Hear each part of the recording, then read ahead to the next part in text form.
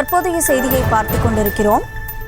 திருவண்ணாமலையில் கிரிவல பாதையை ஆக்கிரமித்து கடைகளானது போடப்பட்டிருக்கிறது. இது தொடர்பாக திருவண்ணாமலை ஆட்சியர் உத்தரவு பிறப்பித்திருந்த நிலையில் அவரது உத்தரவு காற்றில் பறக்கும் நிலைக்கு தள்ளப்பட்டிருக்கிறது. அந்த அண்மை செய்தியை பார்த்துக் கொண்டிருக்கிறோம். திருவண்ணாமலை கிரிவல பாதையில் ஆட்சியர் உத்தரவை மீறி ஆக்கிரமிப்பு கடைகள் நடத்தப்படுகின்றன. ஆட்சியர் பாஸ்கர பாண்டியன் பௌர்ணமி முன்னேற்பாடுகள் குறித்து கிரிவல பாதையில் ஆய்வு மேற்கொண்டார். நடைபாதையை ஆக்கிரமித்து வைத்துள்ள கடைகளை மாலை 6 மணிக்கு மேல் அகற்றுமாறு ஆட்சியர் உத்தரவு பிறப்பித்திருந்தார்.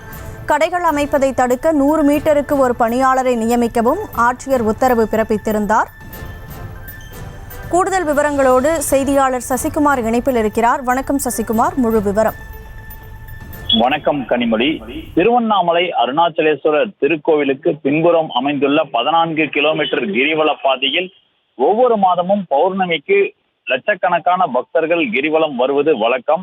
அதுபோல் ஆவணி மாத பௌர்ணமியானது நாளை அதிகாலை 3:07 மணிக்கு தொடங்கி நாளை மறுநாள் அதிகாலை 1:09 மணி வரை இந்த பௌர்ணமியானது இருக்கிறது.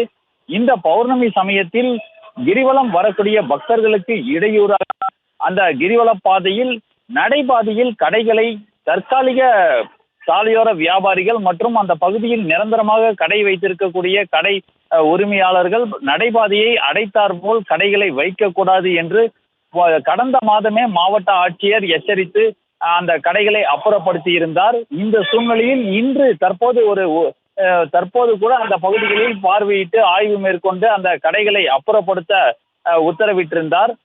மேலும் பார்த்தோம் என்றால் இன்று மாலை 6 மணிக்கு மேல் அந்த பகுதியில் நடைபாதையை ஆக்கிரமித்து கடை வைப்பவர்களுடைய அந்த கடைகள் பறிமுதல் செய்யப்படும் என்று தெரிவித்திருக்கக்கூடிய நிலையில் வியாபாரிகளும் வெளியூரில் இருந்து வரக்கூடிய அந்த தற்காலிக வியாபாரிகளும் தற்போது அந்த பகுதியில் விறுவிறுப்பாக அந்த கடைகளை அமைக்கும் பணிகளானது தொடர்ந்து நடைபெற்று வருகிறது.